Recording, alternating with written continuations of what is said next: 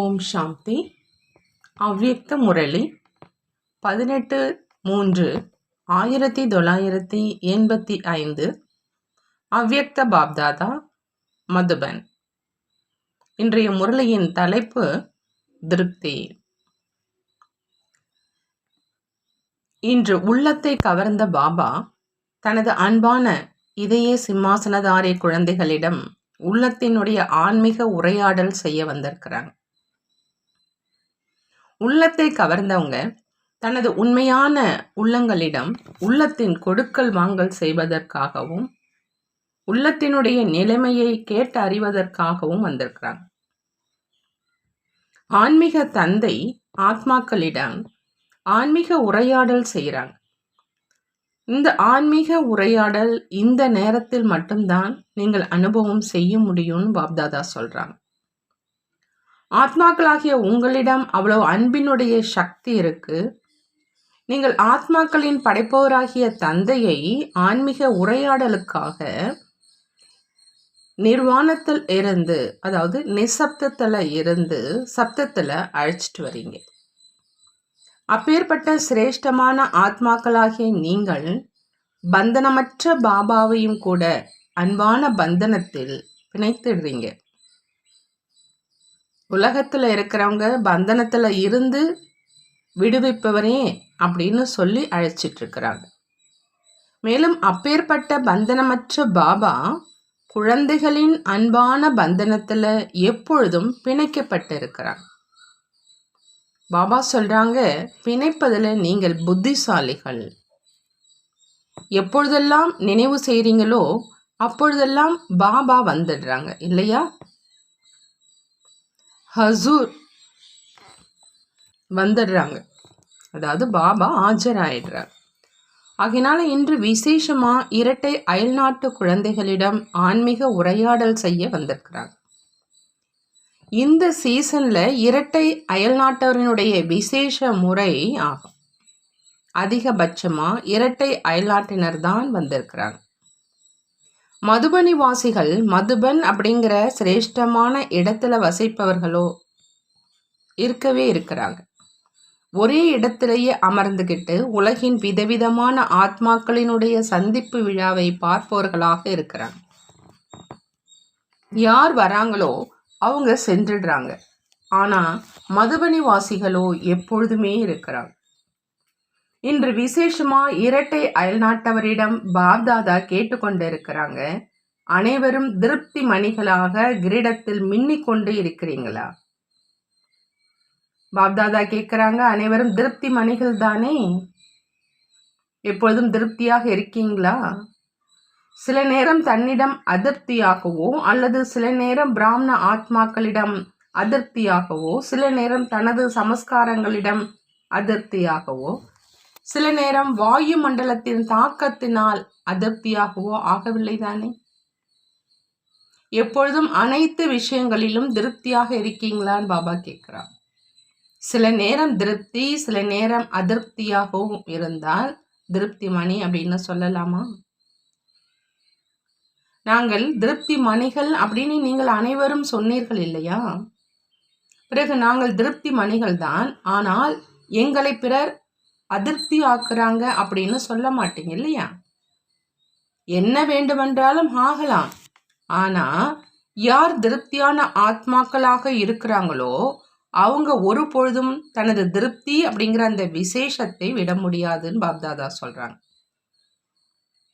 திருப்தியை பிராமண வாழ்க்கையினுடைய விசேஷ குணம் அப்படின்னு சொல்லலாம், அல்லது விசேஷ வாழ்க்கையினுடைய அலங்காரம்னு சொல்லலாம். எப்படி ஏதேனும் பிரியமான பொருள் இருக்குது அப்படின்னா பிரியமான பொருளை ஒரு பொழுதும் விடுறது கிடையாது. பாபா சொல்றாங்க, திருப்தி அப்படிங்கிறது விசேஷ தன்மை. திருப்தி அப்படிங்கிறது பிராமண வாழ்க்கையின் விசேஷ மாற்றத்திற்கான கண்ணாடி. சாதாரண வாழ்க்கை மற்றும் பிராமண வாழ்க்கை. சாதாரண வாழ்க்கை என்றாலே சில நேரம் திருப்தி, சில நேரம் அதிருப்தி. பிராமண வாழ்க்கையில திருப்தி அப்படிங்கிற அந்த விசேஷத்தை பார்த்து அஞ்ஞானிகள் கூட ஈர்க்கப்படுறாங்க. இந்த மாற்றம் அநேக ஆத்மாக்களை மாற்றம் செய்வதற்கு நிமித்தமாக ஆகிறது. அனைவரினுடைய வாயிலிருந்து இவங்க எப்பொழுதும் திருப்தியாக, அதாவது குஷியாக இருக்கிறாங்கங்கிற வார்த்தையே வெளிவருது. எங்கு திருப்தி இருக்குதோ அங்க அவசியம் குஷி இருக்குது. அதிருப்தி குஷியை மறைச்சிருது. இதுவே பிராமண வாழ்க்கையினுடைய மகிமைன்னு பாபா சொல்றாங்க. எப்பொழுதும் திருப்தி இல்லை அப்படின்னா அது சாதாரண வாழ்க்கை. திருப்தி வெற்றிக்கு எளிய ஆதாரம். திருப்தி அனைத்து பிராமண குடும்பத்தினரை அன்பானவர் ஆக்குவதில் சிரேஷ்டமான சாதனமாக இருக்குது. யார் திருப்தியாக இருப்பாங்களோ அவங்களுக்கு தானாகவே அனைவரிடம் இருந்தும் அன்பு கிடைக்கும்னு சொல்றாங்க பாபா. திருப்தியான ஆத்மாக்களை எப்பொழுதும் அனைவரும் தானாகவே நெருங்கி வருவாங்க மற்றும் ஒவ்வொரு சிரேஷ்டமான காரியத்துல உதவியாளர் ஆக்குவதற்காக பிரயத்தனம் செய்வாங்க. என்னை அருகாமையில கொண்டு வாங்க அப்படின்னு சொல்லி அவங்களுக்கு உழைக்க வேண்டிய அவசியம் இருக்காது. என்னை உதவியாளராக ஆக்குங்க அல்லது என்னை விசேஷ ஆத்மாக்களின் பட்டியலில் இடம்பெற செய்யுங்க என்பது யோசிக்கவும் வேண்டியிருக்காது, சொல்லவும் வேண்டியிருக்காது. திருப்தியினுடைய விசேஷ தன்மை தானாகவே ஒவ்வொரு காரியத்திலும் பொன்னான வாய்ப்புக்குரியவராக ஆக்கிடுது. தானாகவே காரியத்துக்கு நிமித்தமாக இருக்கிற ஆத்மாக்களுக்கு திருப்தியான ஆத்மாவுக்காக எண்ணங்கள் வந்து கொண்டேதான் இருக்கும். மேலும் வாய்ப்பு கிடைத்து கொண்டேதான் இருக்கும். திருப்தி அப்படிங்கிறது எப்பொழுதும் அனைவரது சுபாவ சமஸ்காரத்தை ஒத்துப்போக செய்வதுன்னு பாபா சொல்றாங்க. திருப்தி அப்படிங்கிறது எப்பொழுதும் அனைவரது சுபாவத்தையும் சமஸ்காரத்தையும் ஒத்துப்போக செய்வது. திருப்தியான ஆத்மா ஒரு பொழுதும் யாருடைய சுபாவ சமஸ்காரத்தை கண்டு பயப்படுவர்களாக இருக்க மாட்டாங்க. அப்படிப்பட்ட திருப்தியான ஆத்மாக்களாக ஆகியிருக்கீங்கள் தானேன்னு பாபா கேட்குறாங்க. எப்படி பகவான் உங்களிடம் வந்திருக்கிறாங்க, நீங்க வரல. பாக்கியம் தானாகவே உங்களிடம் வந்துள்ளது. வீட்டில் அமர்ந்தவாறே பகவானும் உங்களுக்கு கிடைச்சிட்டாங்க, பாக்கியமும் கிடைச்சிருச்சு.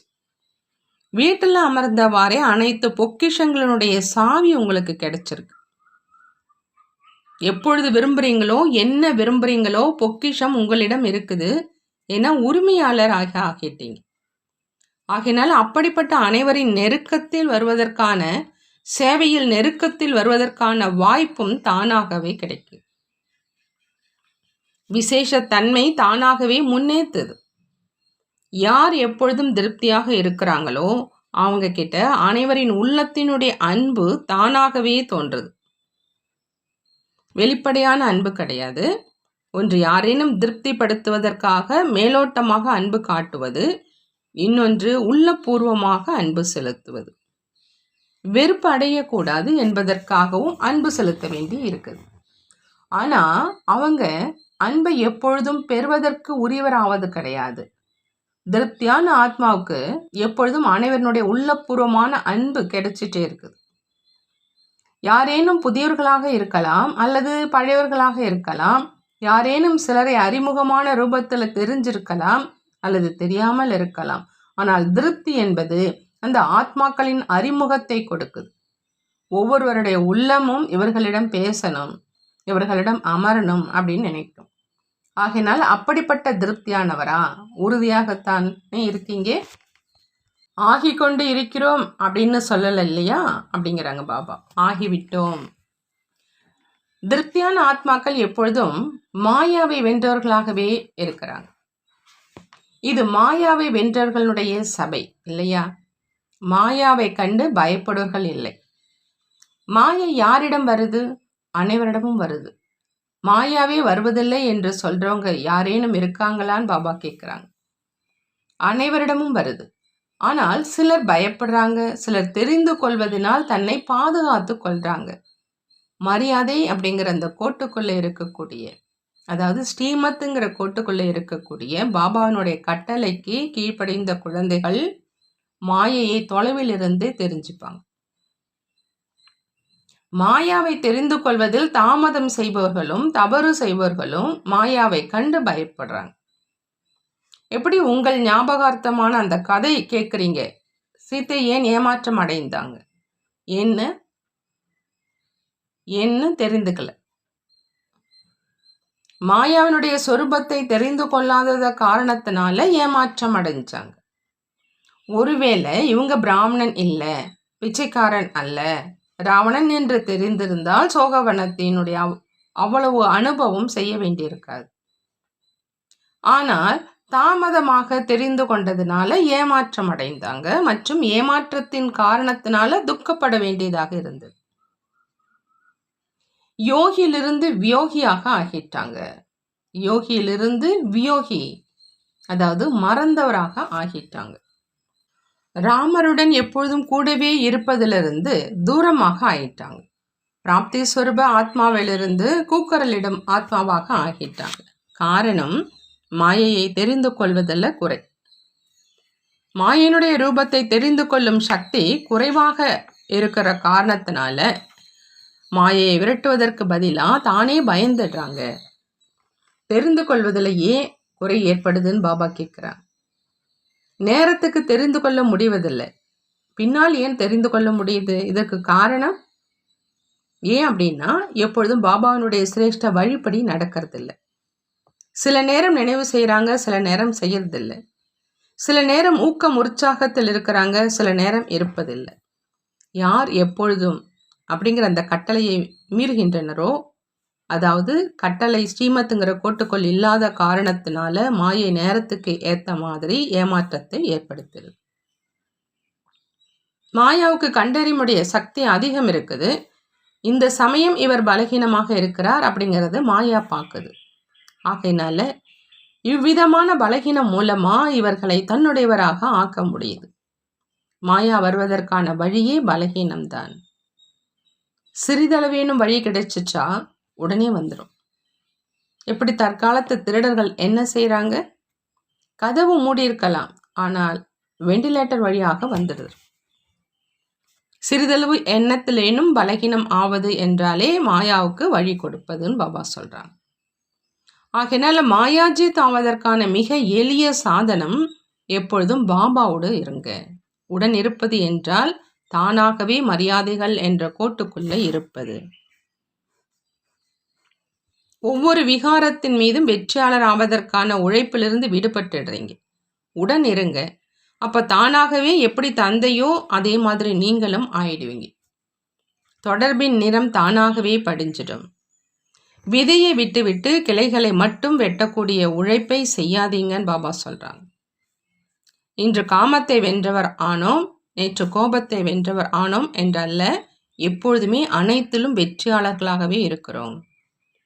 எப்பொழுது விதை ரூபம் மூலமாக விதையை அழித்து விடுவோம் என்றால், அதாவது விகாரத்தை அழித்து விடுவோம் என்றால், அடிக்கடி கஷ்டப்பட்டு உழைப்பதிலிருந்து தானாகவே விடுபட்டு விடுவீங்க. விதை ரூபத்தை மட்டும் உடன் வச்சிருங்க. பிறகு இந்த மாயைங்கிற விதை சாம்பலாக ஆயிடும்.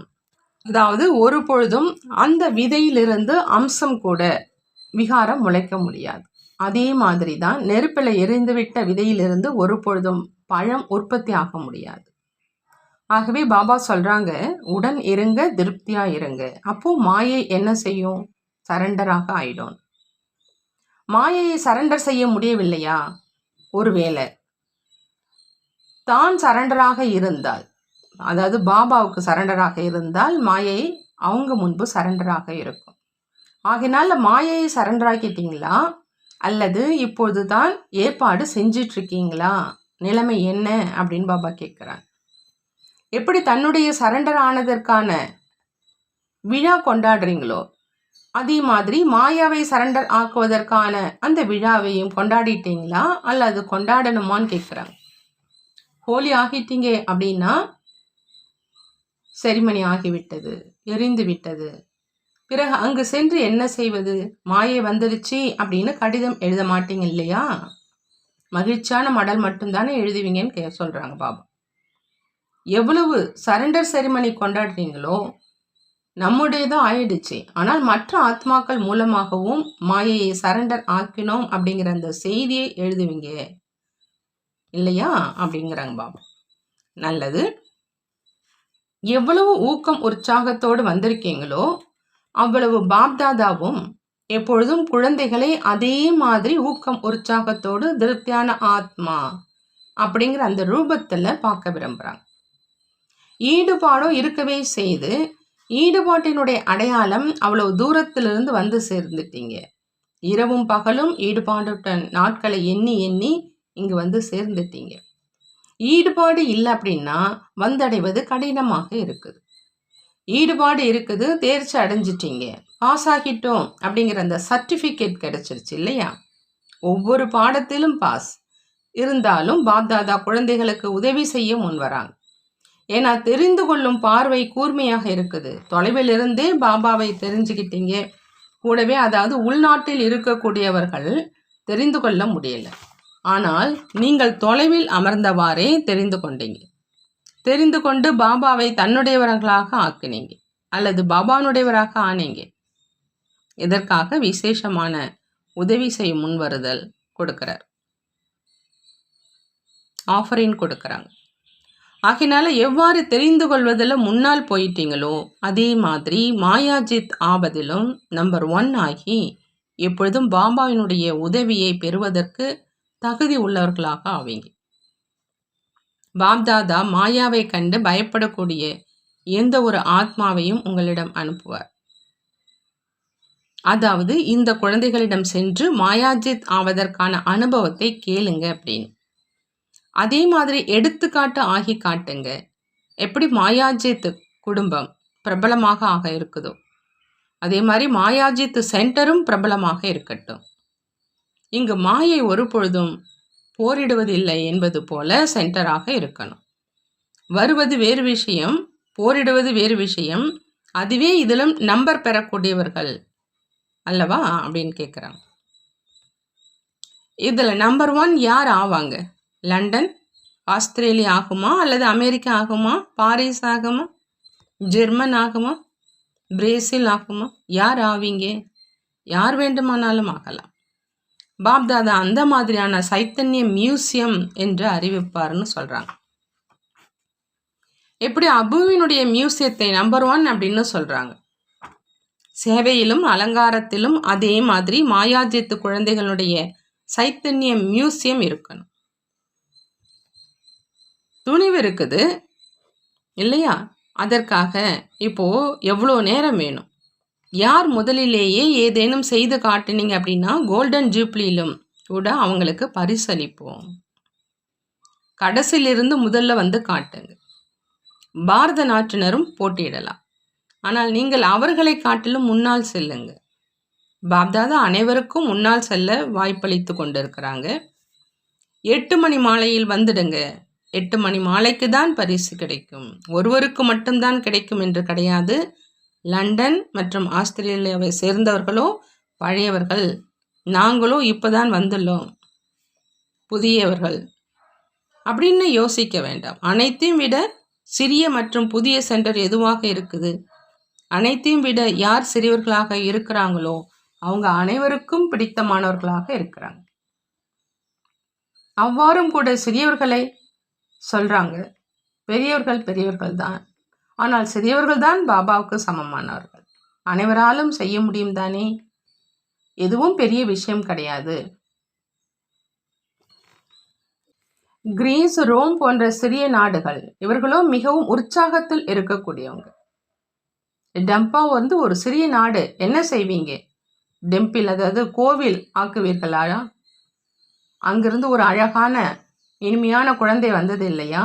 டெம்பாவை டெம்பிள் ஆக்குங்க, டெம்பிளாக ஆக்குங்க என்று அவங்களுக்கு சொல்லப்பட்டது.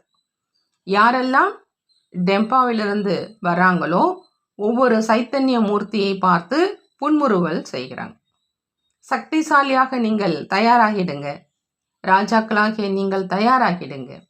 பிரஜைகள் உடனடியாக ஆயிடுவாங்க. ராயல் குடும்பம் உருவாவதில் நேரம் ஆகுது. இது ராயலான குடும்பம், ராஜ்யம் உருவாகி கொண்டிருக்குது. பிறகு பிரஜைகள் அநேகர் வந்துடுவாங்க. நீங்கள் பார்த்து பார்த்து களைப்படையும் அளவுக்கு வந்துடுவாங்க. சொல்வாங்க, பாபா போதும், இப்பொழுது நிறுத்துங்க. ஆனால் முன்னதாகவே ராஜ்ய அதிகாரி, சிம்மாசனதாரி ஆகிவிட வேண்டும் இல்லையா? சிம்மாசனதாரி திலகம் அணிந்தவர் ஆகிவிடும் பொழுது பிரஜைகள் கூட உள்ளேன் ஐயா அப்படின்னு சொல்லுவாங்க. சிம்மாசனதாரி ஆகல அப்படின்னா இவர் ராஜா என்று பிரஜைகள் எப்படி ஏத்துப்பாங்க? ராயல் குடும்பம் உருவாக்குவதில் நேரம் தேவைப்படுது. நீங்கள் சரியான நேரத்தில் வந்துட்டீங்க. ஆகையால் ராயல் குடும்பத்தில் வருவதற்கான அதிகாரி ஆகிடுவீங்க. இப்போதிலிருந்தே ராஜ்ய அதிகாரி ஆகக்கூடியவர்களின் அருகாமையில் மற்றும் உதவியாளர் ஆகக்கூடியவங்க அங்கு கூட அருகாமையில் மற்றும் ராஜ்யம் செய்யக்கூடியவர்களுடைய உதவியாளர்களாக இருப்பாங்க. இப்போது சேவையில் உதவியாளர், பிறகு ராஜ்யம் செய்வதில் உதவியாளர். ஆகையால் இப்பொழுதிலிருந்தே சோதனை செய்யுங்க. ராஜாவாக இருக்கீங்களா அல்லது அவ்வப்பொழுது ராஜா அவ்வப்பொழுது பிரஜை ஆகின்றீங்களா? சில சமயம் அதிகாரி, சில சமயம் அடிமை, சதா காலத்துக்காக ராஜாவாக இருக்கீங்களா? அதனால் எந்தளவு அதிர்ஷ்டசாலியாக இருக்கீங்க? நாங்கள் பின்னால் தான் வந்தோம் என்று யோசிக்காதீங்க. கடைசியில் வர்றவங்க தான் அவ்வாறு யோசிக்க வேண்டி வரும். நீங்கள் தக்க நேரத்தில் வந்துட்டீங்க. ஆகையினால அதிர்ஷ்டசாலிகள் நாங்களோ பின்னால் தான் வந்தோம். ராஜா ஆக முடியுமா அல்லது முடியாதா? ராயல் குடும்பத்தில் வர முடியுமா முடியாதா அப்படின்லாம் யோசிக்காதீங்க. நாங்கள் வரலைன்னா யார் வருவாங்க அப்படின்னு சதா சிந்தனை செய்யுங்க. வந்தே தீரணும். இதை செய்ய முடியுமா அல்லது முடியாதா அப்படின்னு தெரியல. இது நடைபெறுமா அல்லது என்ன ஆகும் என்பதெல்லாம் அல்ல. நாம் ஒவ்வொரு கல்பமும் செய்தோம், செய்து கொண்டிருக்கிறோம், சதா காலத்துக்கும் செய்வோம் என்பது தெரியும் இல்லையா? புரிந்ததா அப்படின்னு கேட்குறாங்க. நாங்கள் அயல் நாட்டவரை சேர்ந்தவர்கள், இவர்களோ பாரத தேசத்தை சேர்ந்தவங்க. இவங்க இந்தியர், நாமும் வெளிநாட்டவர். நமது கலாச்சாரம் வேறு, இவர்களுடைய கலாச்சாரம் வேறு என்று ஒருபொழுதும் யோசிக்காதீங்க அப்படிங்கிறாங்க பாபா. இவர்களையும் அறிமுகத்துக்காக இரட்டை வெளிநாட்டினர் அப்படின்னு சொல்கிறோம். இங்கே கூட சொல்கிறாங்க, இவங்க கர்நாடகாவை சேர்ந்தவங்க, இவங்க யூபியை சேர்ந்தவங்க. மற்றபடி பிராமணர்கள் தானே. இந்தியனாக இருந்தாலும் அயல்நாட்டினராக இருந்தாலும் அனைவரும் பிராமணர்கள். நாங்கள் அயல்நாட்டை சேர்ந்தவர் என்று நினைப்பது கூட தவறு. புது பிறவி எடுக்கவில்லையா என்ன? கடைசி பிறவிதான் அயல்நாடு இல்லையா? புது பிறவியோ பிரம்மாவின் மடியில். இவை அனைத்தும் அறிமுகத்துக்காக சொல்வதுதான். ஆனால் சமஸ்காரத்தில் மற்றும் புரிந்து கொள்வதில் வேறுபட்டு புரிந்து கொள்ளாதீங்கிறாங்க பாபா. பிரம்மாவினுடைய வம்சத்தை சேர்ந்தவர்களாக இருக்கீங்க இல்லையா? அமெரிக்கா, ஆப்பிரிக்காவினுடைய வம்சத்தை சேர்ந்தவர் இல்லைதானே? அனைவருடைய அறிமுகம் என்ன சொல்றீங்க? சிவ வம்சத்தை சேர்ந்த பிரம்மா குமார் மற்றும் குமாரிகள் ஒரே வம்சத்தை சேர்ந்தவர்களாக ஆகிட்டோம் இல்லையா? ஒரு பொழுதும் பேசுவதில் வித்தியாசப்படுத்தாதீங்க. இந்தியர்கள் அவ்வாறு செய்கிறாங்க, அயல்நாட்டினர் அவ்வாறு செய்கிறாங்க என்றல்ல. நாம் அனைவரும் ஒன்றே. பாபாவும் ஒருவரே, பாதையும் ஒன்றே, பழக்க வழக்கமும் ஒன்றே, ஸ்பாவ சமஸ்காரமும் ஒன்று. பிறகு இந்தியர் என்று அயல்நாட்டினர் என்று வித்தியாசம் எங்கிருந்து வந்ததுன்னு கேட்குறாங்க பாபா. தன்னை வெளிநாட்டினர் என்று கூறுறதுனால தூர விலகி சென்றுடுவீங்க. நாம் பிரம்மாவினுடைய வம்சத்தை சேர்ந்த பிராமணர்கள், நாங்கள் வெளிநாட்டை சேர்ந்தவங்க, நாங்கள் குஜராத்தை சேர்ந்தவங்க. இதனால தான் வித்தியாசம் ஏற்படுது இல்லை. அனைவரும் ஒரு பாபானுடையவர். பல விதவிதமான சமஸ்காரங்கள் சந்தித்து ஒன்றாகிவிட்டது என்பது விசேஷத்தன்மை. வெவ்வேறு தர்மம், வெவ்வேறு ஜாதி, வழி அனைத்தும் முடிஞ்சிருச்சு. ஒருவருடையதாக ஆகிட்டோம், அதாவது ஒன்றாக ஆகிட்டோங்கிறாங்க பாபா. நல்லது. சதா திருப்தி என்ற விசேஷ தன்மையுடைய விசேஷ ஆத்மாக்களுக்கு, சதா திருப்தியின் மூலம் சேவையில் வெற்றி அடையக்கூடிய ஆத்மாக்களுக்கு, சதா ராஜ்ய அதிகாரியிலிருந்து உலக ராஜ்ய அதிகாரியான சிரேஷ்ட ஆத்மாக்களுக்கு, சதா நம்பிக்கையின் மூலம் ஒவ்வொரு காரியத்திலும் முதல் நம்பரில் வரக்கூடிய குழந்தைகளுக்கு பாப்தாதாவினுடைய அன்பு நினைவுகள் மற்றும் நமஸ்தே சொல்கிறாங்க. நாமும் நம்மளுடைய பாப்தாதாவுக்கு அன்பு நினைவுகள் மற்றும் நமஸ்தே கூறுவோம். பாபா வரதானம் கொடுக்குறாங்க. சாதனங்களை விடுபட்ட மற்றும் பற்றற்றவராகி காரியத்தில் பயன்படுத்தக்கூடிய எல்லைக்கு அப்பாற்பட்ட ராஜரிஷி ஆகுக. சாதனங்களை விடுபட்ட மற்றும் பற்றற்றவராகி காரியத்தில் பயன்படுத்தக்கூடிய எல்லைக்கு அப்பாற்பட்ட ராஜரிஷி ஆகுக. எல்லைக்கு அப்பாற்பட்ட ராஜரிஷியாக ஆகணும் அப்படின்னா சாதனங்களை விடுபட்ட மற்றும் பற்றற்றவராகி காரியத்தில் பயன்படுத்தணும். எல்லைக்கு அப்பாற்பட்டவராகி என்றாலே எதன் மீதும் பற்றற்றவர், சதா பாபாவுக்கு அன்பானவர். இந்த அன்பான தன்மை தான் விடுபட்டவராக ஆக்குது. பாபாவுக்கு அன்பானவராக இல்லை அப்படின்னா விடுபட்டவராக கூட ஆக முடியாது. பந்தனத்துல வந்துடுவீங்க. யார் பாபாவுக்கு அன்பானவராக இருக்காங்களோ அவங்க அனைத்து கவர்ச்சியில இருந்தும் விடுபட்ட, அதாவது பற்றற்றவராக இருப்பாங்க. இதற்குத்தான் சொல்லப்படுது பற்றற்ற தன்மை, அதாவது எதுவும் ஒட்டாத நிலை. எந்த ஒரு எல்லைக்கு உட்பட்ட கவர்ச்சியில் மாட்டிக்கொள்ளக்கூடியவங்க அல்ல. படைப்பு மற்றும் சாதனங்களை விடுபட்ட நிலையில் இருந்து காரியத்தில் பயன்படுத்துங்க. அப்படிப்பட்ட எல்லைக்கு அப்பாற்பட்டவர் தான் ராஜ ரிஷி அப்படின்னு பாபா சொல்றாங்க. ஸ்லோகன்: மனதில் உண்மை மற்றும் தூய்மை இருந்தால் பாபாவை திருப்திப்படுத்தியவர் ஆகிவிடுவீங்க. மனதில் உண்மை மற்றும் தூய்மை இருந்தால் பாபாவை திருப்திப்படுத்தியவராக ஆகிடுவீங்க. நல்லது. ஓம் சாந்தி. நன்றி பாபா, நன்றி.